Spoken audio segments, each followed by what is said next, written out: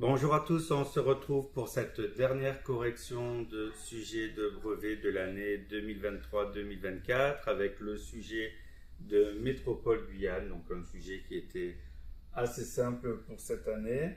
Donc on va regarder tout de suite les différents exercices avec une correction assez succincte. Donc petite indication de départ pour l'ensemble du sujet, toutes les réponses doivent être justifiées sauf indication contraire. Et pour chaque question, si le travail n'est pas terminé, comme dans les autres sujets, on vous demande de laisser vos traces de recherche, d'accord, parce que tout peut être valorisé. On commence tout de suite avec l'exercice 1. On vous disait quoi? Au casino, la roulette est un jeu de hasard pour lequel chaque joueur mise au choix sur un ou plusieurs numéros. Donc miser, ça veut dire parier de l'argent sur un ou plusieurs numéros. Donc on lance une bille sur une roue qui tourne numérotée de 0 à 36. Donc là, je vous ai mis la photo d'une vraie roue de casino.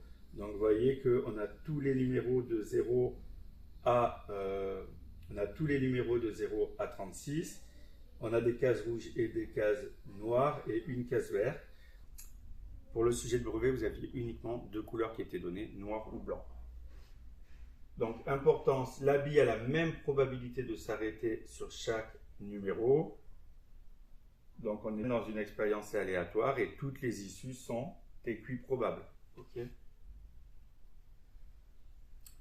Alors, expliquez pourquoi la probabilité que la bille s'arrête sur le numéro 7 est 1/37e.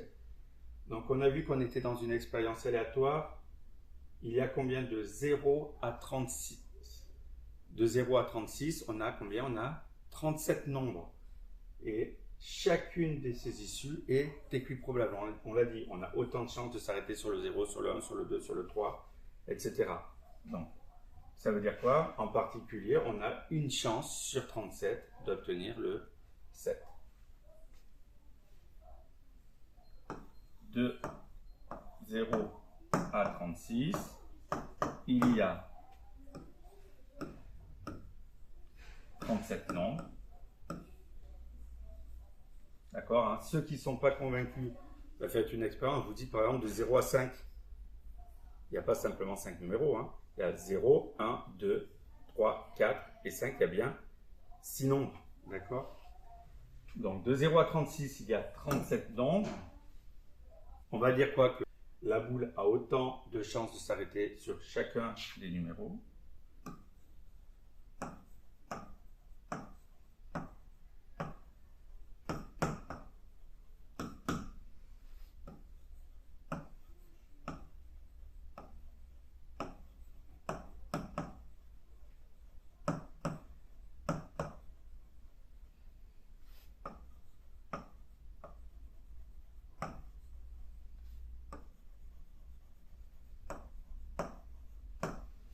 On est donc dans une situation d'équiprobabilité.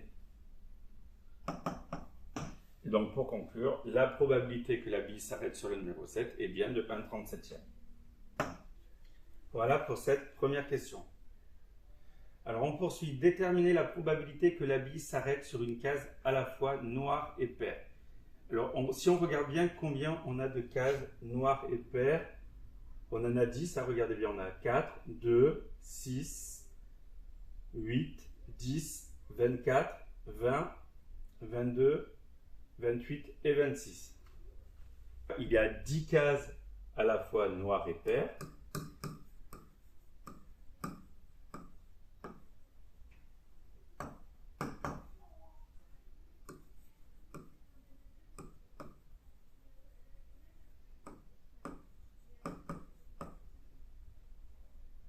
Donc on peut les citer, hein. Regardez. Il y avait 2, si je les mets dans l'ordre, il y avait 4, il y avait 6, il y avait 8, il y avait 10. Dans l'ordre, j'avais quoi? J'avais 20, 22, 24.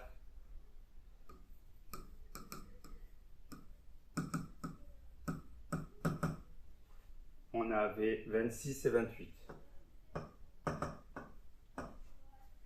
Comme on est toujours dans une situation d'équiprobabilité, on compte le nombre d'issues favorables. On a 10 issues favorables sur 37. Donc la probabilité que la bille s'arrête sur une case à la fois noire et paire est de 10 sur 37.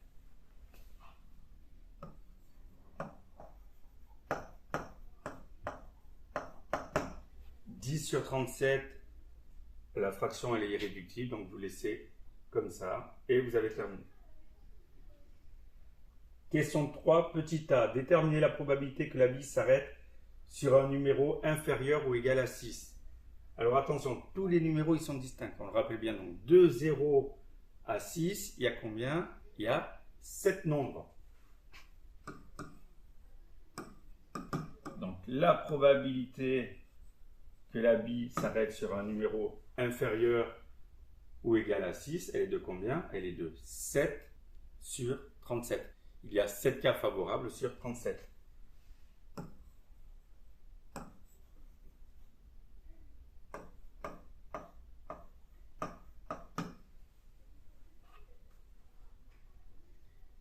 Petit b, en déduire la probabilité que la bille s'arrête sur un numéro supérieur ou égal à 7. On connaît déjà la probabilité que la bille s'arrête sur un numéro inférieur ou égal à 6. Qu'est-ce que ça représente? L'événement, la bille s'arrête sur un numéro supérieur ou égal à 7 par rapport à l'événement de la question précédente. C'est son événement contraire. Et on sait que quand on additionne les probabilités d'un événement et de son contraire, ça fait toujours 1. Donc qu'est-ce qu'on va faire comme calcul? On va faire 1 moins 7/37e. Je mets au même dénominateur 1, c'est comme 37 sur 37. Donc on va faire 37 moins 7 sur 37 et 37 moins 7. On peut faire le calcul de tête, hein, ça fait 30. Donc ça nous fait 30/37e. Et on répondra simplement que la probabilité que la bille s'arrête sur un numéro supérieur ou égal à 7 est de 30/37e. On pouvait se contenter de faire quoi? De dire de 7 jusqu'à 36, il y a combien de numéros? Il y en a 30. Et après, vous posiez 30 sur 37, pareil pour la réponse.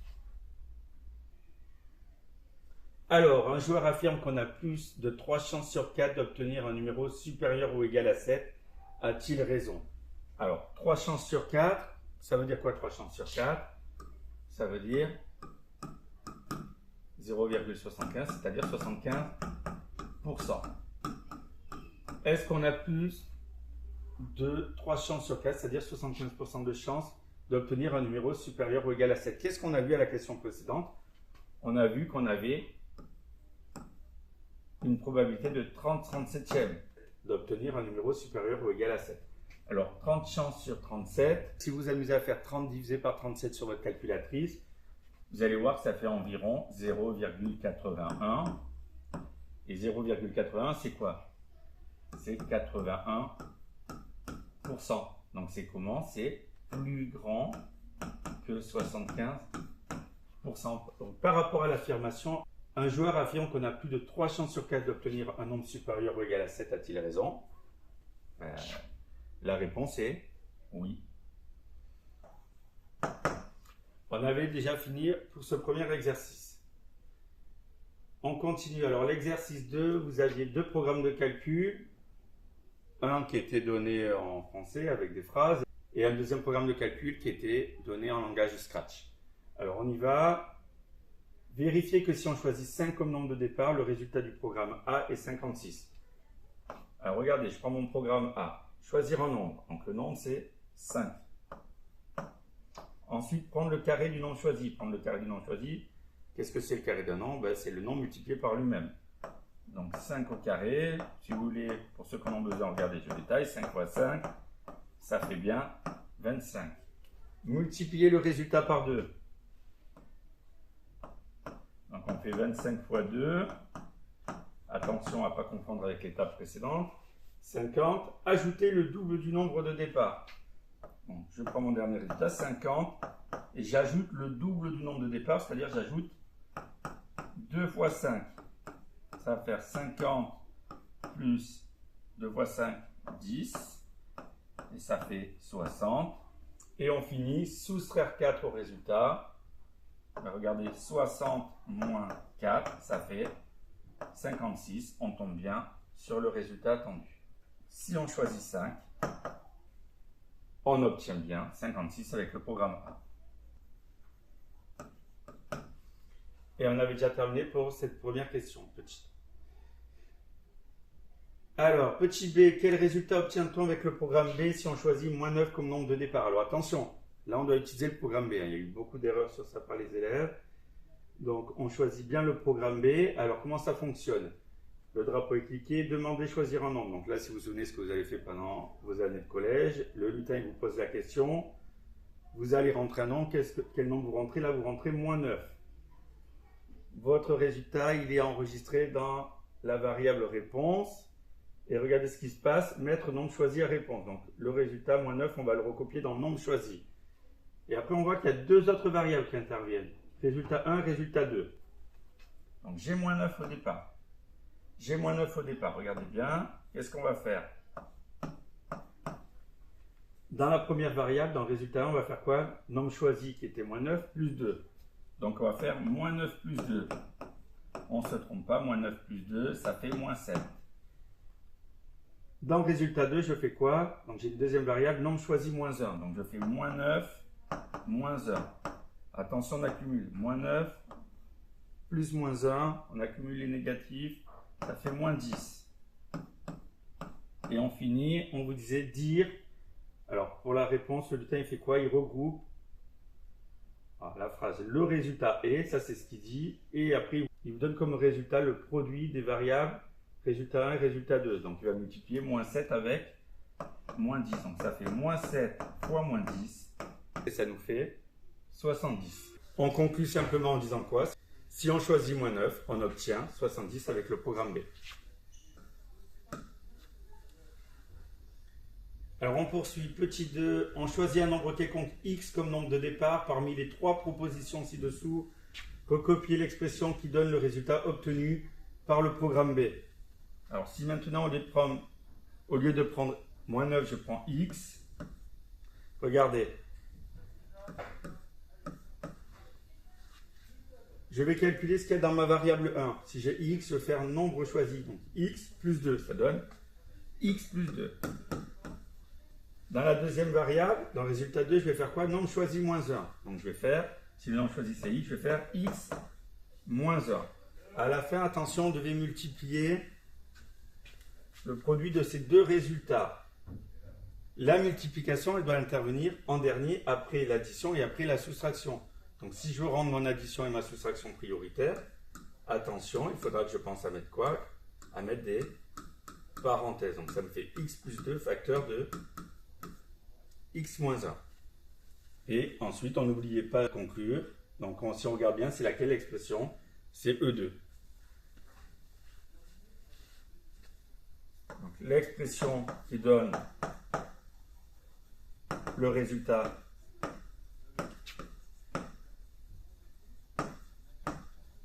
avec le programme B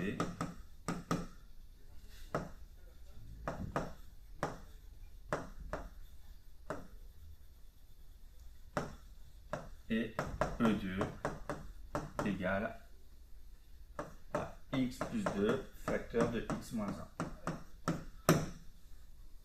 Alors, par la suite, on vous demandait quoi? On vous disait exprimer en fonction de x le résultat obtenu avec le programme A. Alors, si on procède comme précédemment, on va dire quoi? Le nombre choisi, c'est x. Ensuite, je fais quoi? Prendre le carré du nombre choisi. Ça fait x au carré.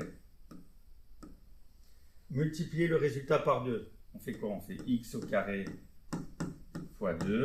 Ça fait 2x au carré. Ajouter le double du nombre de départ. Donc on fait 2x au carré plus le double du nombre de départ, c'est le double de x, donc ça fait 2x. Alors, sinon on peut écrire plus 2 fois x et après vous simplifiez. Pour finir, qu'est-ce qu'on fait? On soustrait 4 au résultat, ça nous donne 2x au carré plus 2x moins 4. Donc on peut dire que le programme A, PA, le résultat c'est 2x au carré plus 2x moins 4. Et là, on avait terminé la question 2. Alors, petit 3, démontrer que quel que soit le nombre choisi au départ, le résultat du programme A est toujours le double du résultat du programme B. Le résultat du programme A, c'était quoi? C'était 2x au carré plus 2x moins 4. On se souvient que le résultat du programme B, si je l'appelle PB, c'est égal à l'expression E2, x plus 2, facteur de x moins 1. Alors, est-ce que PA, c'est toujours 2 fois ce truc-là? Alors, pour le moment, c'est difficile à comparer, puisqu'ici, on a une expression qui est sous la forme développée réduite, et ici, on a une expression qui est sous la forme factorisée. Alors, ce qu'on peut faire, c'est par exemple s'amuser à développer ce truc-là. Donc, si je développe cette expression, regardez, x fois x, si on détaille, x avec moins 1, ça fait moins x fois 1, plus 2 fois x. Et on finit, plus 2 fois moins 1, ça fait moins 1. Donc, on aurait pu mettre directement que ça faisait x au carré moins x plus 2x moins 2. Si maintenant je réduis, x au carré, il est tout seul. Alors, moins x plus 2x, ça fait plus x moins 2. Donc, là, P de B, on voit que ça peut s'écrire aussi x au carré plus x moins 2. Est-ce que P de A, c'est bien 2 fois P de B? Regardez bien, si je prends 2 fois P de B,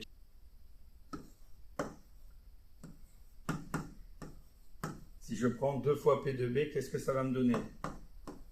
2 fois entre parenthèses x au carré plus x moins 2.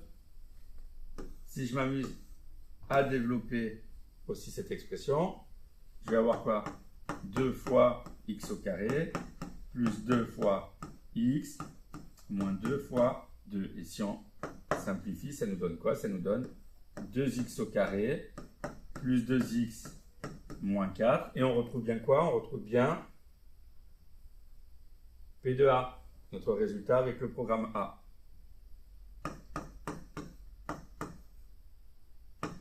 Donc là, on vient de montrer quoi? Que le résultat du programme A, c'est toujours 2 fois le résultat du programme B. Alors, il y avait une deuxième manière de procéder. On aurait très bien pu aussi partir du résultat, regardez, de A. C'est une possibilité, hein. Je sais qu'il y en a qui l'ont fait. Vous prenez le résultat de votre programme A, qui était 2x au carré plus 2x moins 4. Et vous voyez qu'ici, regardez, on a 3 termes qui sont tous dans la table de 2. Là, on a 2 fois x au carré plus 2 fois x moins 2 fois 2. Vous pouvez très bien partir de l'expression de P de A et factoriser par 2. Regardez, si je prends 2 comme facteur commun, il me reste quoi? 2 facteurs de x au carré plus x moins 2. Et là, vous retombez bien sur qu'est-ce que c'est x au carré plus x moins 2? On l'avait vu, c'est P de B. Donc, on avait également la possibilité de montrer le lien comme ça. On va dire quoi? Le résultat du programme A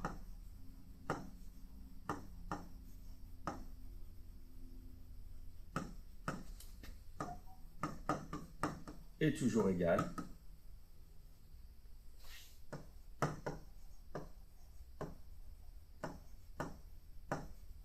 au double du résultat obtenu avec le programme B. Et l'exercice était terminé. Alors l'exercice 3, on y va. Sur la figure ci-contre, on a quoi? C est un cercle de centre haut et de rayon 4,5 cm. AB est un diamètre de ce cercle et D un point du cercle. Les points B, E, A sont alignés ainsi que les points D, F et A. Les droites BD et EF sont parallèles et ensuite on vous donne des indications qui nous serviront par la suite que BD fait 5,4 cm, DA ici fait 7,2 cm et AE qui est là fait 2,7 cm. Alors la première question c'était justifier que le diamètre AB mesure 9 cm. Un diamètre c'est toujours égal à quoi? À 2 fois le rayon du cercle. Or, le cercle, il a pour centre haut et pour rayon 4,5. Donc tout simplement 2 fois 4,5 ça fait 9.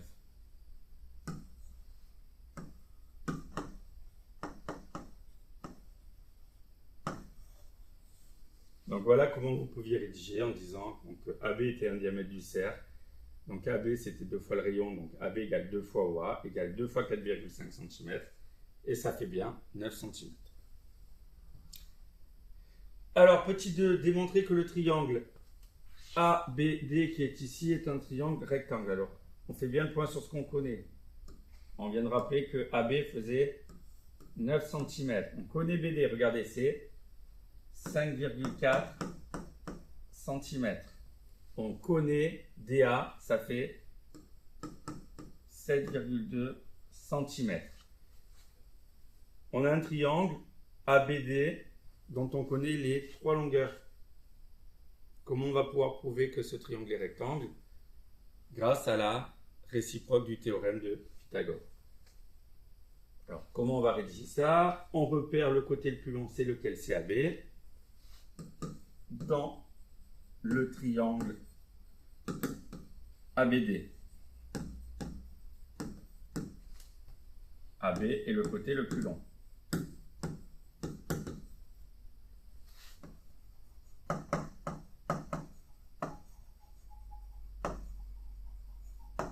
Donc attention, on va bien calculer séparément. D'abord, le carré de la plus grande longueur.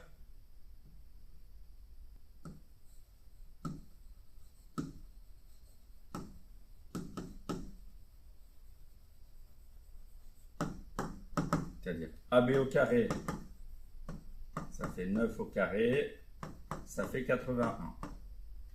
Maintenant, je fais la somme des carrés des longueurs des deux autres côtés. Donc ça nous fait quoi? DB au carré plus DA au carré. Ou DA au carré plus DB carré, c'est la même chose. On sait que DB c'est pareil que BD, donc ça fait 5,4 au carré plus 7,2 au carré pour le carré de DA. Le carré de 5,4 c'est 29,16.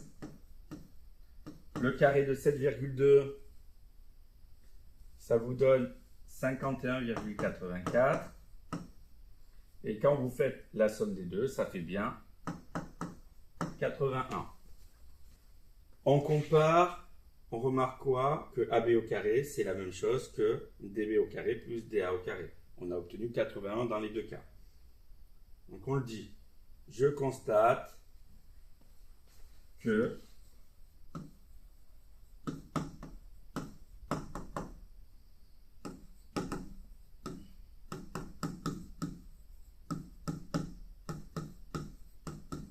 AB au carré égale DB carré plus DA carré. On a bien vérifié l'égalité de Pythagore. On va dire quoi? D'après la réciproque du théorème de Pythagore, le triangle ABD est rectangle en D. Alors on poursuit cet exercice 3 où on vous demandait de calculer la longueur AF qui est ici. Alors si on prend un peu les données de l'énoncé, je vous rappelle qu'on vous disait que les points AF et D ainsi que AE et B étaient alignés. Et si on regarde bien, regardez, on connaît la longueur AE, on connaît la longueur AB, on cherche la longueur AF et on connaît la longueur AD. Ça doit nous rappeler quand même des situations que vous avez étudiées en fin de 4e et tout au long de l'année de 3e. On a quoi? On a une configuration de Thalès. Ok. Alors pourquoi je suis sûr que c'est une configuration de Thalès? Parce que j'ai oublié quand même de dire que les droites BD et EF étaient parallèles. Donc on a bien nos deux droites DF et BE qui sont séquentes en A, nos deux droites ici qui sont parallèles. On voit qu'on connaît le rapport AE sur AB puisqu'on a les longueurs des deux segments. On cherche AF et on connaît la longueur associée, on connaît AD. Donc on a tout ce qu'il faut pour calculer la longueur manquante. On y va, on va dire les droites DF et BE sont séquentes en A.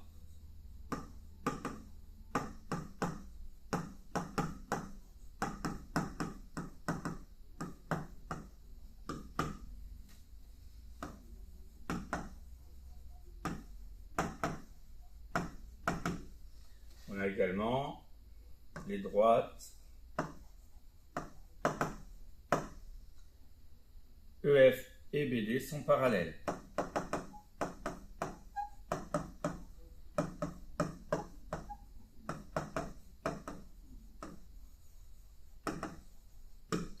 Donc, d'après le théorème de Thalès, on part du sommet commun, AE sur AB.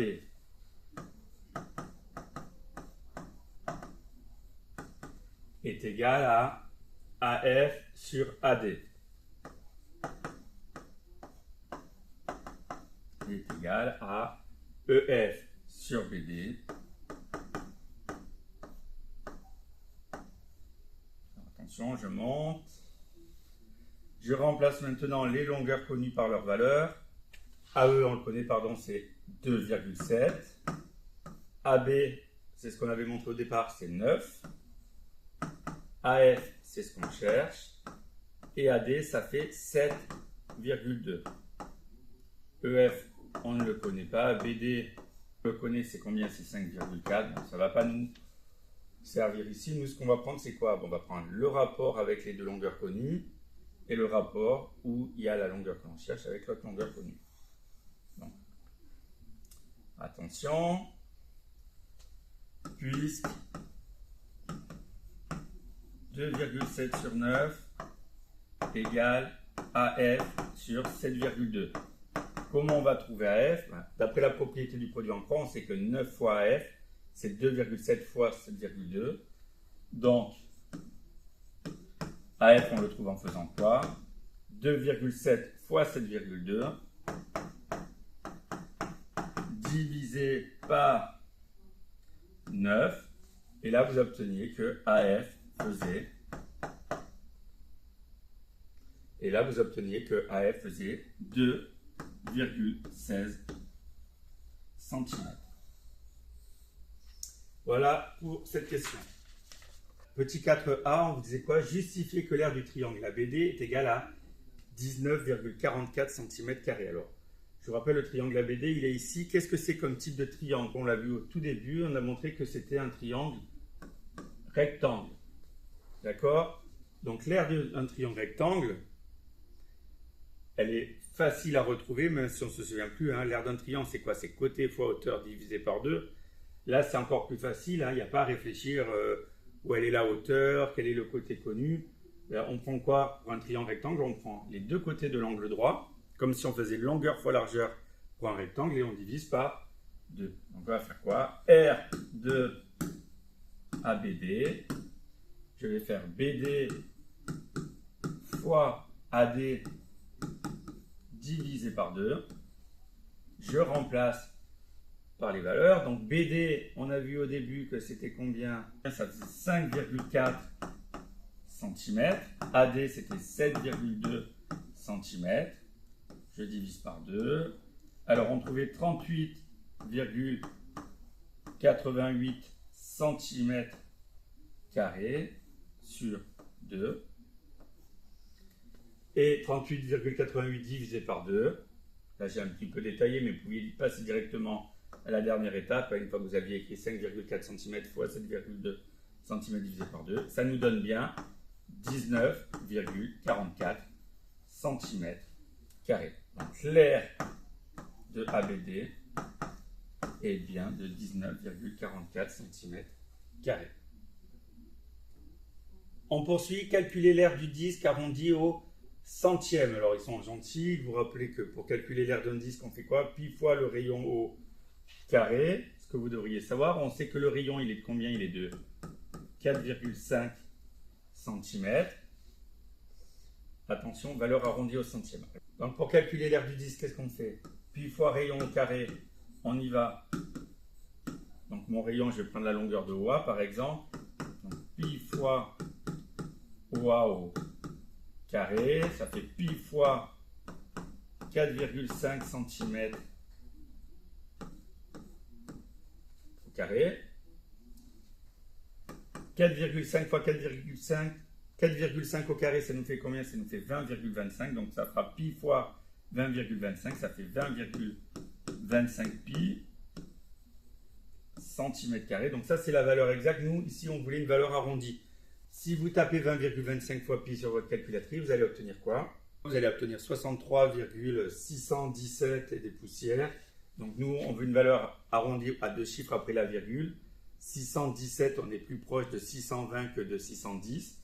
D'accord? Donc on va prendre environ 63,62. Donc la valeur arrondie au centième de l'aire du disque, c'est 63,62 cm².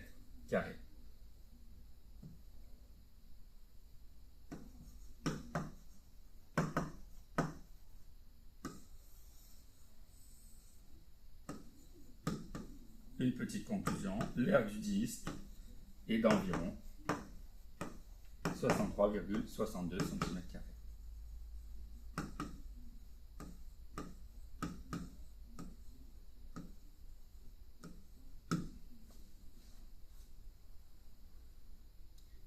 Alors on finit avec cette question, quel pourcentage de l'aire du disque représente l'aire du triangle ABD? Si on compare l'aire du triangle ABD avec l'aire du disque, alors l'aire du triangle ABD, on a vu que c'était 19,44, d'accord? On est en centimètres carrés. L'aire du disque aussi, on l'avait en centimètres carrés. Alors si je garde la valeur exacte, mais on aurait pu utiliser aussi notre valeur arrondie. Seulement ici, il aurait fallu mettre un petit signe environ, un signe égal. Donc si je fais le rapport de 19,44 cm² sur 20,25 pi, ça me donne environ combien? Ça me donne environ 0,305. Si j'arrondis au centième, ça me donne environ 0,31, qui correspond à 31 pour 100. L'aire du triangle ABD, ça représente environ 31% de l'aire du disque.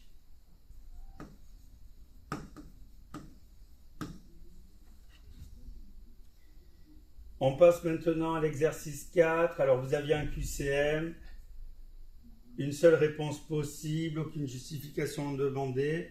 Donc on regarde rapidement. On considère la fonction f définie par f de x égale 3x moins 2. Quelle est l'image de moins 4 par cette fonction? Donc on calcule l'image, ça veut dire que moins 4 c'est le nombre de départ, c'est-à-dire que je vais remplacer x par moins 4. Donc f de moins 4 ça nous fait quoi? Ça nous fait 3 fois moins 4 moins 2. Ça donnait moins 12 moins 2 et ça donnait bien, attention, moins 12 moins 2 ça fait pas moins 10, ça fait moins 14. Donc c'était la réponse A. Donc oui, il vous suffit de dire question 1, réponse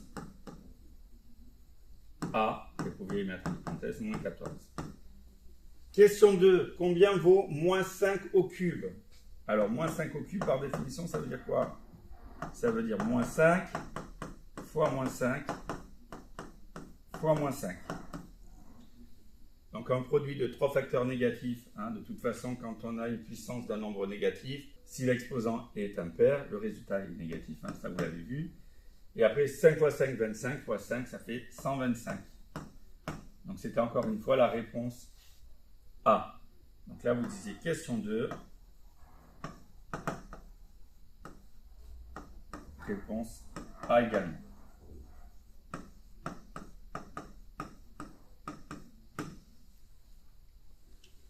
Ensuite, quelle est l'image du point J par la translation qui transforme C en A? Alors regardez bien, le point C il est ici, le point A il est là. Donc la translation c'est un glissement, on glisse de C en A comment? On va du haut vers le bas, comme ça, en suivant deux diagonales. Donc si on procède de la même façon à partir de J, puisqu'on cherche l'image de J, regardez, je pars de J et de la même façon je me déplace de deux diagonales vers la gauche. J'arrive en E. Donc là vous mettez question 3. Réponse B. Et c'était E. On poursuit. Quel est l'antécédent de 3 par la fonction f? Si on recherche l'antécédent de 3 par la fonction f, ça veut dire que 3, c'est quoi? C'est l'image du nombre cherché. Ok? Les images, on les lit où? Sur le repère, on les lit sur l'axe des ordonnées. Donc, où est-ce qu'on a un ordonnée égale à 3? Ici, c'est le point qui est là. Et l'abscisse qui correspond à ce point, c'est combien? C'est 0. Donc, l'antécédent de 3 pour la fonction f, c'est qui? C'est 0. Donc là, c'était question 4. Réponse C.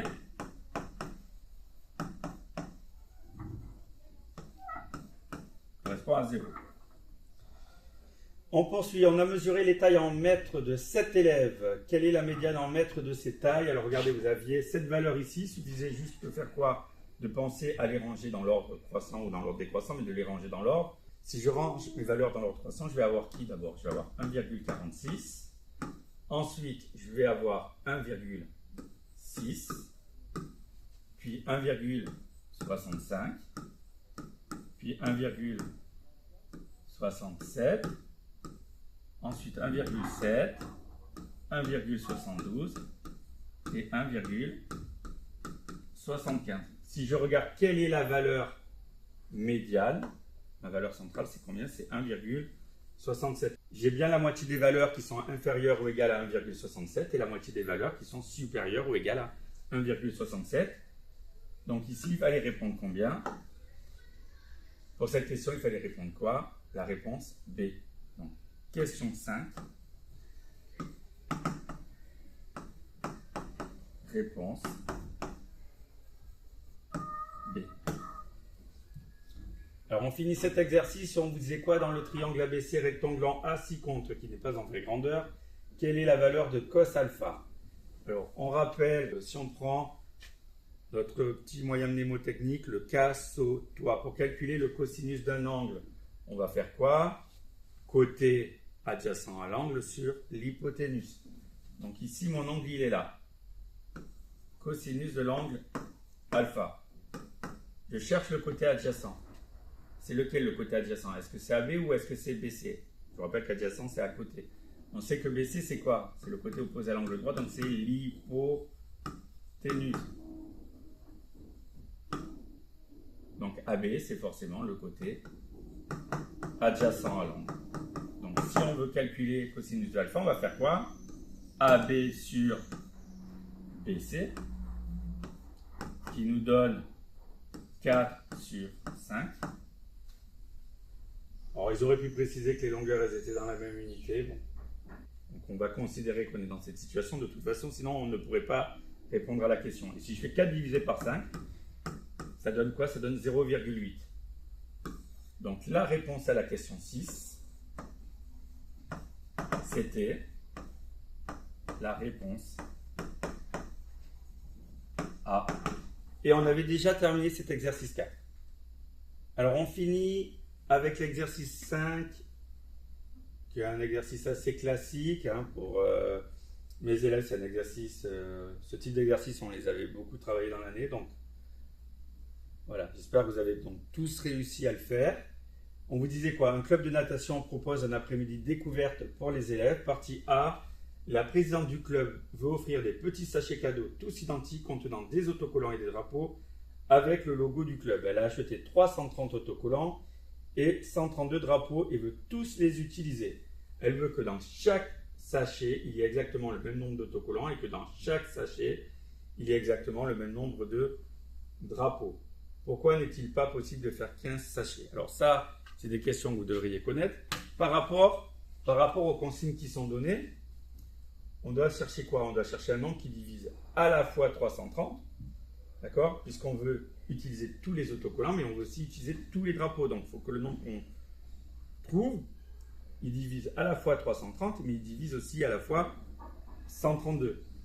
Est-ce que 330 est divisible par 15 et par 132? Regardez, sans calculatrice, je pourrais trouver la réponse parce que 15, c'est quoi? C'est 3 fois 5. Donc il faut être divisé par 3 et par 5 pour être divisible par 15. 330, c'est 33 fois 10. 33, c'est 3 fois 11. Donc on a bien la table de 3. et on a dit qu'on avait la table de 10. Donc si on a la table de 10, on a aussi la table de 5. Donc a priori, 330, il est divisible par 15. Pas de souci. Par contre, 132, sans calculatrice, regardez intuitivement, je peux dire que 132, il n'est pas divisible par 15. Parce que pour être divisible par 15, il faut être divisible par 5. Et 132, il n'est pas dans la table de 5. D'accord? Alors vous aviez les calculatrices. On va pouvoir on va pouvoir s'appuyer sur des valeurs. D'accord? On va pouvoir s'appuyer sur des résultats de division pour faire une justification assez simple. Mais vous voyez que sans calculatrice, on peut répondre à la question. Donc si on commence, on fait 330 divisé par 15. On voit que ça donne combien? On voit que ça donne 22. Donc 330 est bien divisé par 15, aucun souci, c'est ce qu'on avait dit. Par contre, si je fais 132 divisé par 15, là je vois que ça me donne combien? Ça va me donner 8,8. Donc on n'obtient pas un nombre entier. Donc c'est une des justifications possibles pour dire que 132 n'est pas divisible par 15. Donc regardez, 132 n'est pas divisible par 15.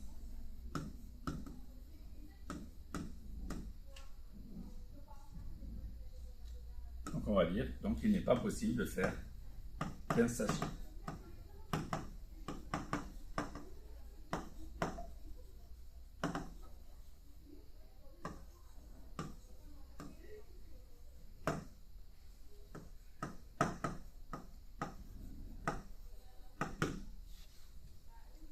Petit 2, décomposer 330 et 132 en produits de facteurs premiers. Alors on y va. Alors il y a plusieurs méthodes possibles. Hein. Si vous avez déjà regardé d'autres vidéos, moi vous savez que j'aime bien la méthode. J'appelle en vrac, d'accord, je vais faire à l'intuition. Par exemple 330, ben, je vois qu'il y a la table de 10, donc je peux commencer par dire c'est quoi? C'est 33 fois 10. Après 33, table de 3, allez 3 fois 11. Je viens de récupérer déjà deux nombres premiers. Et 10, c'est quoi? C'est 2 fois 5. Et là, on n'a que des facteurs premiers. Donc, on a terminé déjà pour 330. Donc, on peut dire 330 égale 2 fois 3 fois 5 fois 11. Première décomposition terminée. Je fais pareil avec 132. Si je ne suis pas plus inspiré que ça, je vois déjà que 132, c'est un nombre pair. Donc je peux dire déjà table de 2. 2 fois combien? Là on trouve, ça fait 2 fois 66. Regardez de nouveau 66. Alors soit on voit la table de 11, hein, on peut voir la table de 11, ou on peut voir aussi la table de 2. Allez, si on commence par la table de 11, on peut dire que c'est quoi? C'est 6 fois 11. 2 et 11, des nombres premiers, il me reste 6. Et 6, c'est quoi? C'est 2 fois 3. Donc ça va faire 2 fois 2 fois 3 fois 11. On n'a plus qu'à regrouper. 132, c'est égal à 2 au carré fois 3 fois 11.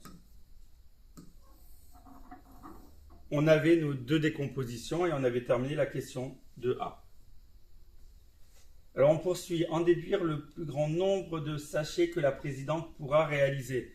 Je vous rappelle qu'on cherche un diviseur commun à 330 et à 132. Mais en plus, là, si on veut que le nombre de sachets ce soit le plus grand possible, il faut qu'on trouve le plus grand diviseur commun. Donc pour ça, on va utiliser la décomposition précédente.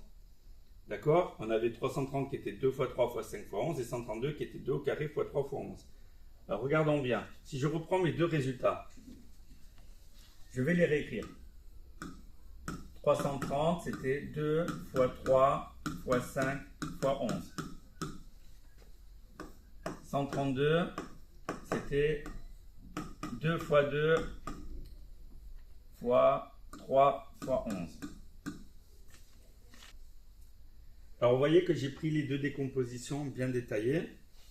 Et regardez bien, qu'est-ce que je peux prendre au maximum si je veux diviser à la fois 330 et 132? Je vois qu'il y a du facteur 2 ici. D'accord? Donc tous les deux, je peux les diviser une fois par 2. Sûr. Est-ce que je vois un deuxième facteur 2 ici? Est-ce que je peux diviser une deuxième fois 330 par 2? Non. Donc je ne prendrai qu'une seule fois le 2. Par contre, je vois qu'il y a du facteur 3 dans les deux cas. Donc je vais prendre également le facteur 3. Et je vois aussi que 132 et 330, ils sont dans la table de 11. Donc, le plus grand diviseur commun à 330 et 132, ça sera quoi? Ça sera la combinaison 2 fois 3 fois 11. Donc, on va l'écrire.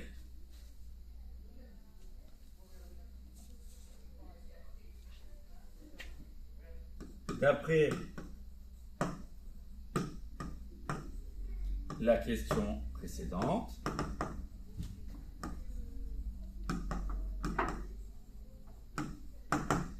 le plus grand diviseur commun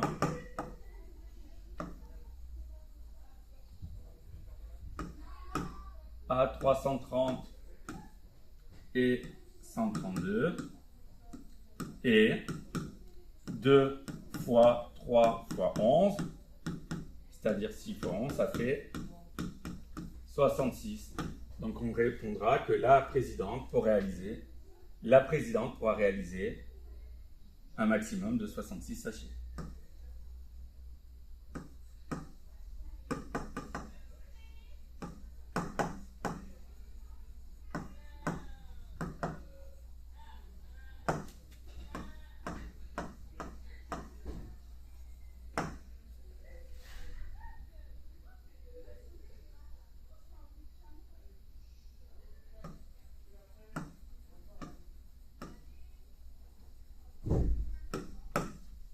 Une fois qu'on avait répondu à la question petit b, la question c, elle était assez évidente. Dans ce cas, combien mettra-t-elle d'autocollants et de drapeaux dans chaque sachet? Regardez, on fait 330 divisé par 66. Regardez, si j'enlève les facteurs qui ont composé mon 66, ici il me reste quoi? Il me reste 5. Donc ça fait 5. Ah, sinon vous me faisiez à la calculatrice, pas de souci. 132, qu'est-ce qu'il me reste quand j'enlève le 2 fois 3 fois 11? Il me reste un facteur 2. Donc 132 divisé par 66, ça fait bien 2. Donc on conclut. La présidente mettra 5 autocollants et 2 drapeaux dans chacun des 66 sachets. La partie B, alors elle était assez rapide, on vous disait quoi? La piscine a la forme d'un pavé droit, représentée ci-dessous, elle est remplie au 9/10 du volume. 1 mètre cube d'eau coûte 4,14 €. Combien coûte le remplissage de la piscine? Alors déjà, on va commencer par calculer quel est le volume de la piscine. Une fois qu'on aura le volume de cette piscine, on sait qu'on n'utilise que 9/10 de ce volume. Donc prendre une fraction d'un nombre, ça vous vous rappelez, vous le travaillez depuis quelques années, comment on fait? On multiplie la fraction par le nombre, donc je ferai 9/10 fois le volume de ma piscine pour trouver le volume d'eau utilisé. Et une fois que j'aurai le volume d'eau utilisé, je sais qu'un mètre cube coûte 4,14 €, j'aurai qu'à multiplier par 4,14 €. Alors on regarde bien. Je calcule le volume de la piscine.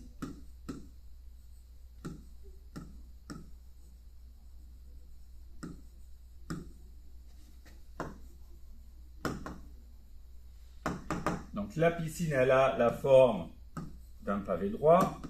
Donc je vais faire quoi? Longueur fois largeur fois hauteur.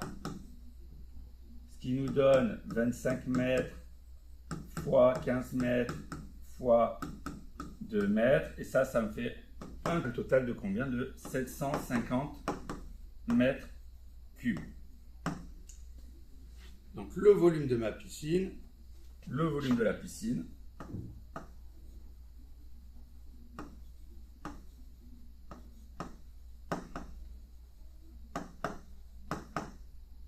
est de 750 mètres cubes. Donc le volume de la piscine est de 750 mètres cubes. Maintenant que j'ai le volume de la piscine, je vais calculer le volume d'eau utilisé.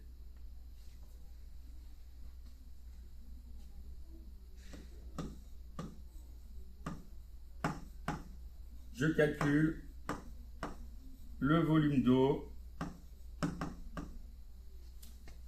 nécessaire pour le remplissage au 9/10.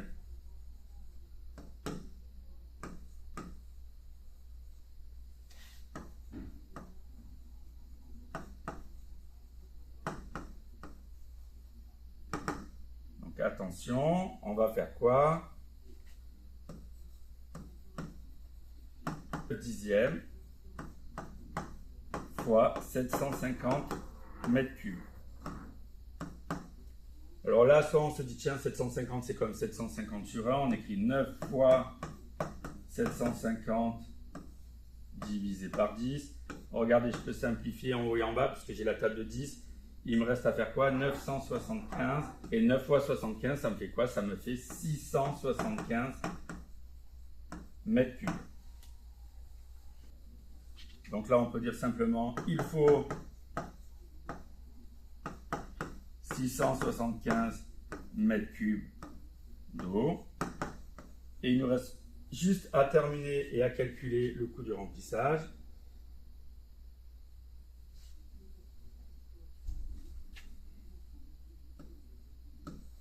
Je calcule le coût du remplissage.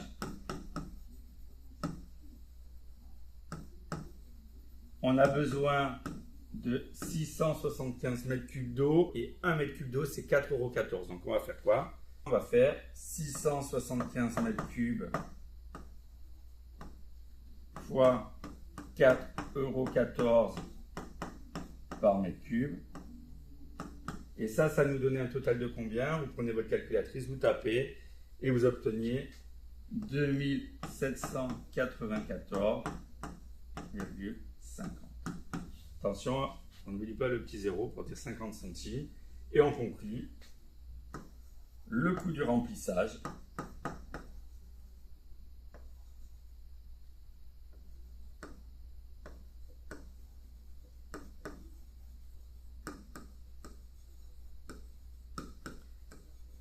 Est de 2794,50 €.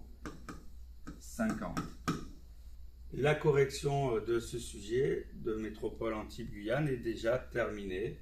C'était un sujet qui n'était pas très difficile et qui n'était pas très long. Donc avec ce sujet, il y avait moyen d'obtenir de très bons résultats. Voilà. Donc j'espère que cette série de petites vidéos vous a aidé pour réviser votre brevet. Voilà, là c'est pour ceux qui sont intéressés pour voir un petit peu leurs réponses. Il y a déjà certainement beaucoup de corrections qui sont sorties, donc vous avez pu vous juger un petit peu. Ça vous servira peut-être aussi pour réviser pour les années prochaines. Donc n'hésitez pas avec vos retours, c'est toujours très intéressant et je vous souhaite à tous de bonnes vacances.